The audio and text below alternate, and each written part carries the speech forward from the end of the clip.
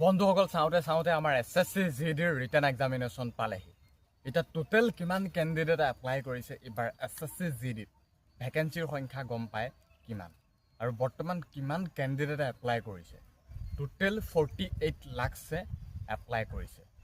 48 lakh apply কৰিছে এইবাৰ SSC জিডিত, আৰু ৰিটেন এক্সাম আৰম্ভ হ'ব 23 ফেব্ৰুৱাৰীৰ পৰা মাৰ্চ মাহলৈকে।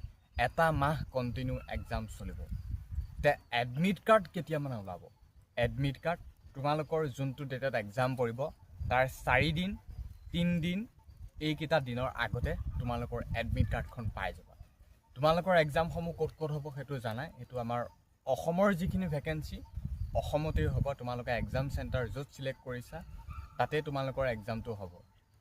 য'ত নেকি তোমালোকে ছিলেক্ট কৰিছিলা হয়তো গুৱাহাটী বা তেজপুৰ, যোনে য'ত ছিলেক্ট কৰিছিলা তাতে তোমালোকৰ এক্সামটো হ'ব। এতিয়া অসমত টোটেল ভেকেঞ্চিৰ সংখ্যা কিমান আছে? অসমত টোটেল ভেকেঞ্চি এইবাৰ বৰ্তমান আছে 3000+।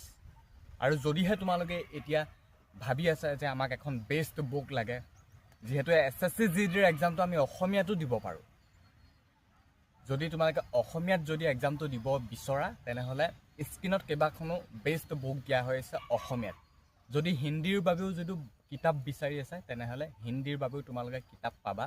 জাষ্ট স্ক্ৰীণত টাচ কৰা আৰু অৰ্ডাৰ কৰা।